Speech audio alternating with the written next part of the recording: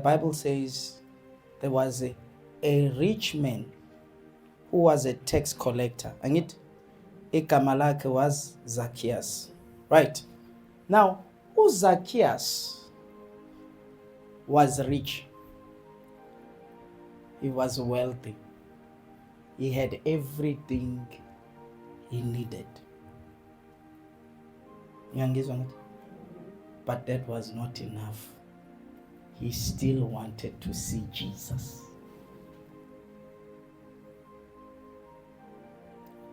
Why nakho ongasucabanga? Kodwa into yayimhlupha enakho konke kwawukuthi uJesu akakamboni.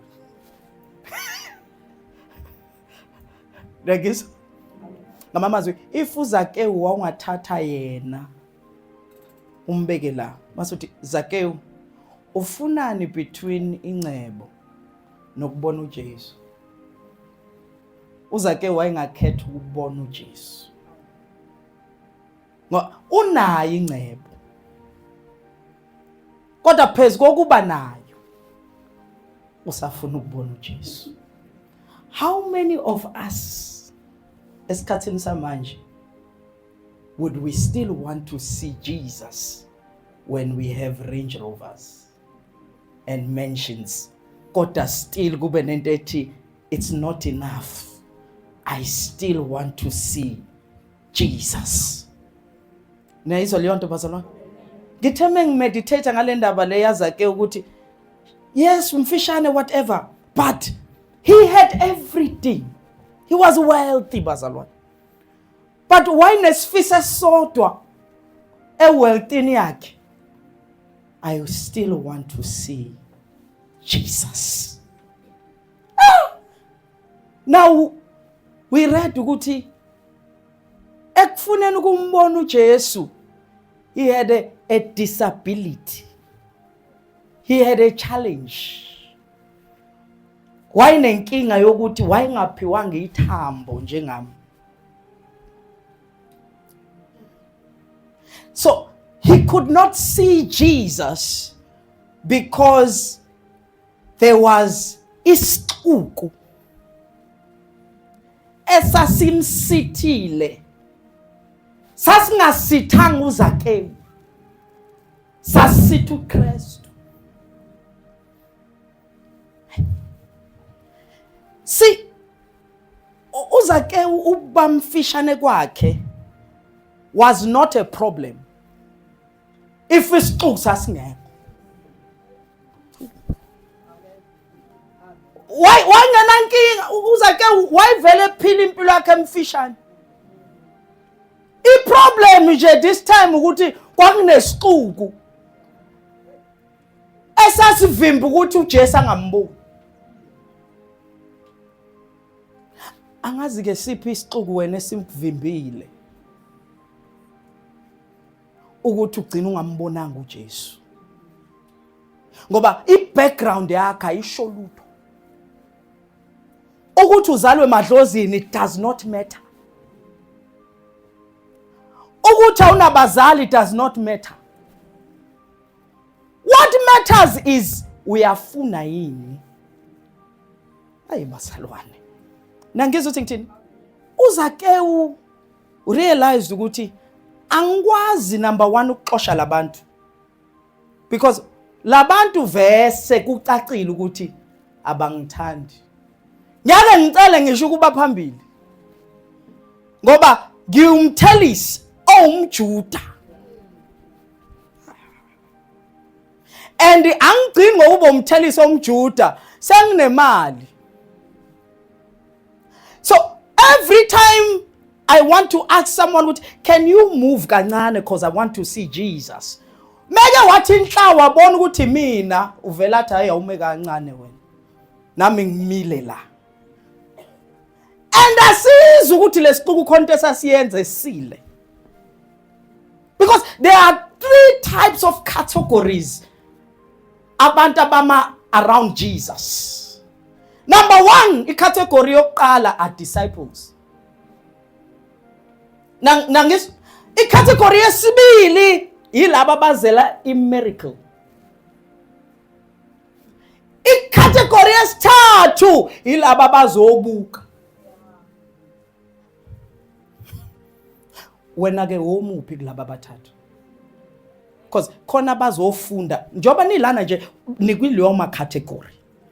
Ngisho ukuthi njoba nigcole kanje la nikulozo zigaba ezintathu. Khona beze la bezofuna uKristu. Labo ababizwa ngesixuku babizwa ngabafundi. Khona beze la bezofuna izinkwa. Khona beze la bezobuka ukuthi kwenziwani. Yibo-ke labo abavimba labo abafuna uKristu. Hayi Nkosi yami ngikhuluma nani. Niyangizwa? Bamile abasuki. Uma uthi yabuka ukuthi kwenzakala bathi awume nathi sisafuna ukubona ukuthi kwenzakalani isixuku. Bavimba abantu abasuka etshwaleni bethi bazofuna uKristu bavinjwe isixuku. Uphuma phi lo secula kanje? Kade safika thina la. Uphuma phi lo osezenza into ekholwa kangaka?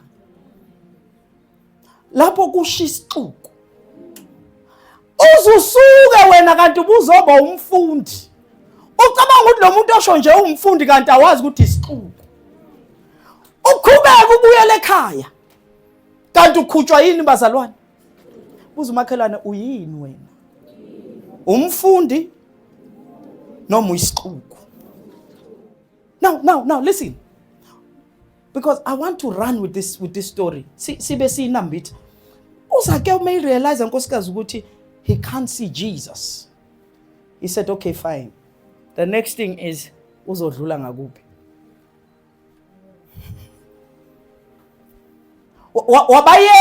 Wasiyeka isixuku. Wahamba wayogibela emthini la uJesu ezodlula ngakho.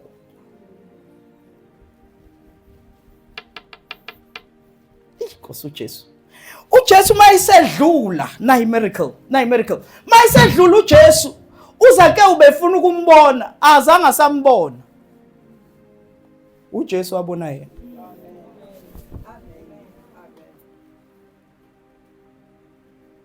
uJesu wathi uphakamisa amehlo wabona uZakewu. Kodwa ngithi lesa sihlahla sasimele the cross. Noma thuba umumbi kanjani, run to the cross. Noma ngathiwa ubusulahla ithemba usucabanga ukuyibulala, run to the cross. Uma ufika esiphambanweni akuwena obona uJesu, uJesu obona wena. Ningilalela uthi ngithini? Whatever you are going through, run to the cross. Gibela isiphambano. Uma emthini. Ngakubona uJesu uma emthini.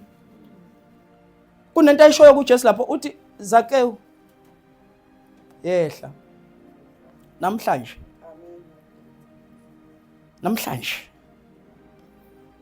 ngizakulala ekhaya lakho.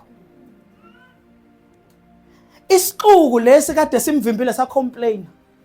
Bazalwane. Namhlanje ngishumayela imessage eGrace. Sa complain isixuku sathi ufunani emzini weSoni. Ngaphakathi chili kwenziwa ama serious transactions. Kuyenzeka ukuthi kade unengane ezu4 lapho uyithole ngaphandle no baba aba ingane enobaba abahlukile ungene ngaphakathi bagcina eminyango uyinto ezele kanti ngaphakathi kwenziwa i-transaction sokumprofeti njalo lo bagcina ngaphandle bazindaba zakho kanti ngaphakathi usuhlangene noKristu usuthi usuhlangene noKristu uthi yazi Jesu ngifuna ukukutshela something ngizonikela ngo-half ngizopha abampofu u-half wengcebo and mokukhona engibarobhile ngizobabuyisela times 4 kwenziwa i-transaction yabazalwane ningilalele manje yabazalwane akufanele silokhe sishaya izinto zenu. Ningakwenza ukuthi ningawafaka amacici, ningawafaka amabhluku, ningalifaka iweave, ningafaka makeup, let's take you unjalo sikuhlanganise noKristu. Khutha bazindala zombili. Asithathe wena unjalo mase sihlanganise noKristu. uKristu usabona ukuthi ubani kuzophuma bani ngale. Nangizwe ukuthi ngithina ngithi uJesu lalelani base ningilalela ngithi uZakewu uJesu akashongo lutho kuZakewu. Bahlala naye nje endlini. Wazwakala uZakewu ethi Nkosi sengicabange kahle. Uhalf wencebo yami ngizonikela ngawo. And mokukhona engibarobhile ngizobabuyisela times 4. Ngokuthi nje uhleli yazi uKristu wathini? uKristu wathi namhlanje Tsindiso fiki. But let them talk. Bayake bakhulume ngazolo lakho uthi unjani. Wena yenza sure ukuthi wenza transaction noKristu.